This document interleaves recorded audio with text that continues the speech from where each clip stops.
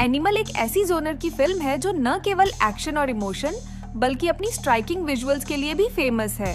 तो चलिए सबसे पहले आपको दिखाते हैं VFX और CGI से बने इस कार ब्लास्ट वाले सीन को।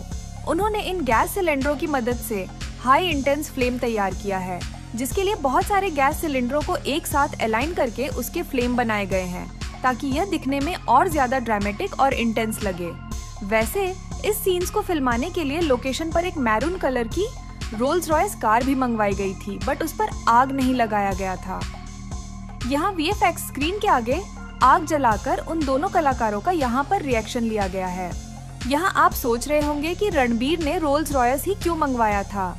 दरअसल रोल्स रॉयस 40,000 रंग के विकल्प कस्टमर्स को दे सकती है और यहाँ फिल्म में रणविजय अपने लव बाइट के रंग का कार तृप्ति को देने वाले थे। खैर, VFX वाली सूट को गुरुग्राम में स्थित सैफ अली खान के पटौदी पैलेस में शूट किया गया।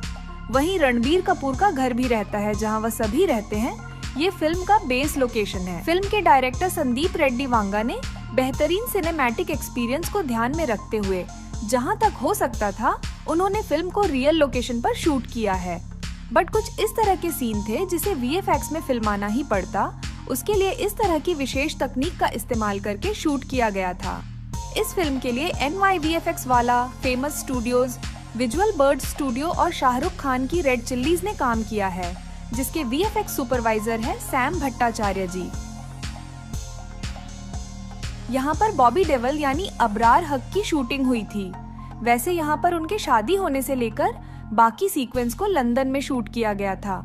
VFX की मदद से बनाए गए इस हाई ऑक्टेन फाइटिंग सीन को देख लीजिए। इस फाइट के पीछे की मेहनत आप लोग नहीं जानते होंगे। जब ये सीन शूट हो रही थी उस समय पर लंदन का टेम्परेचर -1 डिग्री था। इतनी सर्दी में बिना शर्ट के फाइट करना मजाक नहीं है।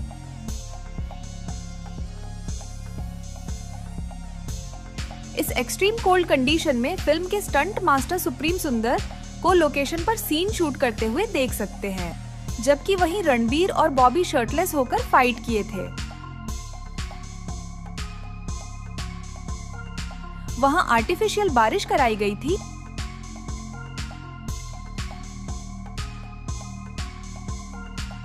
हालांकि दोनों ने रिहर्सल किया था।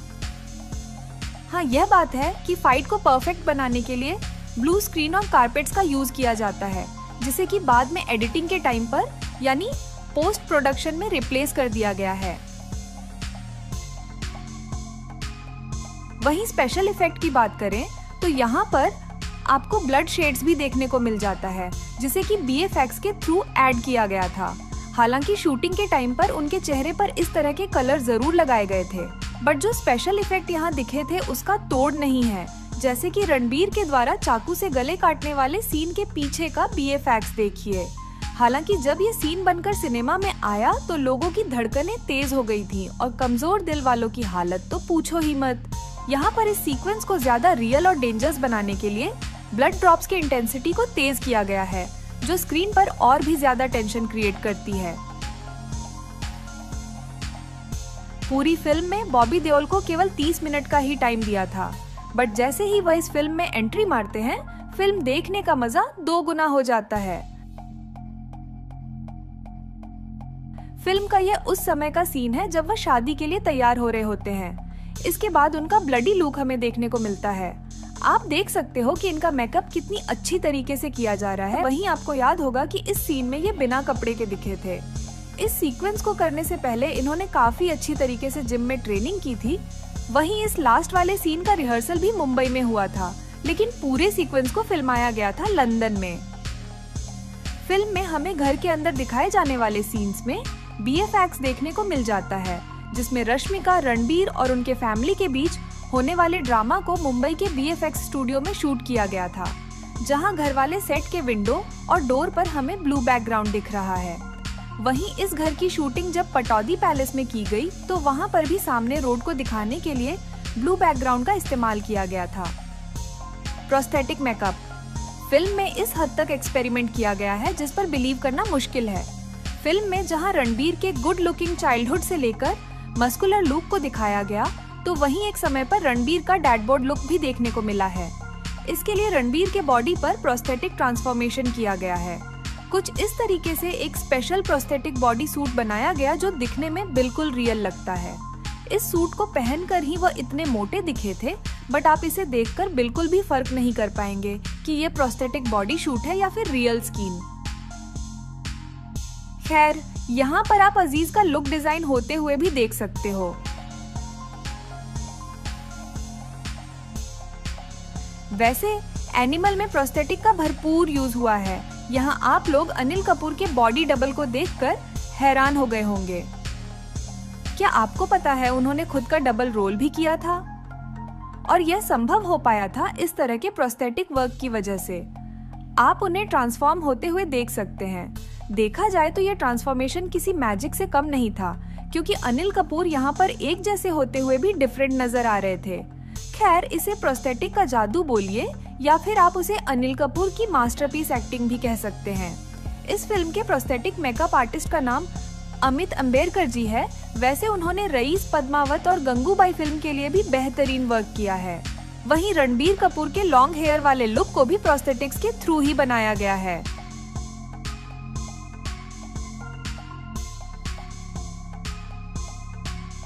Machine gun. यह मशीन गन एनिमल मूवी की मार्केटिंग स्ट्रेटजी है या फिर मेकर्स का डेडिकेशन। खैर, उन्होंने पहले ही डिसाइड कर लिया था कि फिल्म के लिए सबसे मोनेस्टर मशीन गन बनाएंगे जो केजीएफ के बड़ी मां को टक्कर दे सके। खैर, एनिमल फिल्म में यह गन रियल में बनाया गया है। इस गन का वेट लगभग 500 किलोग्राम है। इसकी डिजाइनिंग से लेकर मैन्युफैक्चरिंग तक में लगभग 100 स्किल्ड प्रोफेशनल्स ने काम किया है। लगभग 4 महीने की मेहनत लगी इसे बनाने में। वेल्डर्स, कारपेंटर्स, इलेक्ट्रिशियंस और डिजाइनर्स भी शामिल थे। वैसे आपको बता दूं कि यह हैंड क्राफ्टेड है, जो रियल स्टील्स की बनी हुई है, और यहाँ आप लोग मेड इन इंडिया लिखा हुआ भी देख सकते हैं। इस बड़ी से गन के साथ शूटिंग के दौरान सेट पर नकली गोलियों का इस्तेमाल हुआ था। इसके अलावा फिल्म में आपने गोल्डन मास्क और कुल्हाड़ियों को भी नोटिस किया होगा। इनकी 800 यूनिट्स बनवाई गई थी।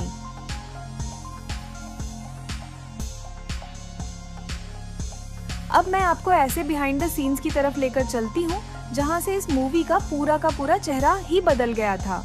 इस सीन को करने के बाद ही तृप्ति नेशनल क्रश बन जाती है।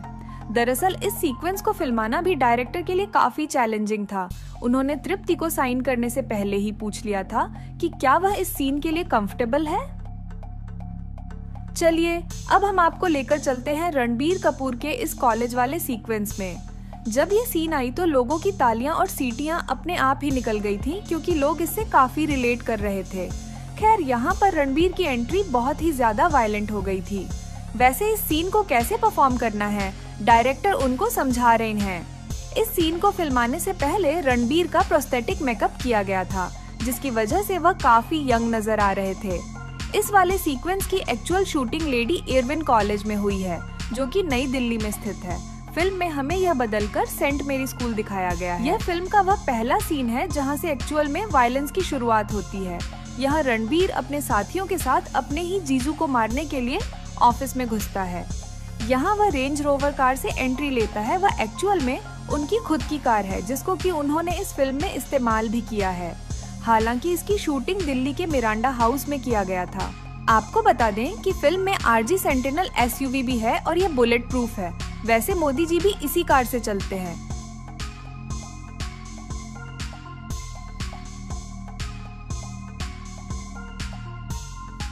यहाँ पर सतरंगा नामक एक रोमांटिक सॉन्ग की शूटिंग हो रही है। वीएफएक्स स्टूडियो में इसके मैक्सिमम पार्ट शूट हुए हैं। यहाँ पर आपको ब्लू स्क्रीन के साथ काफी सारे कैमरे भी दिखाई देंगे।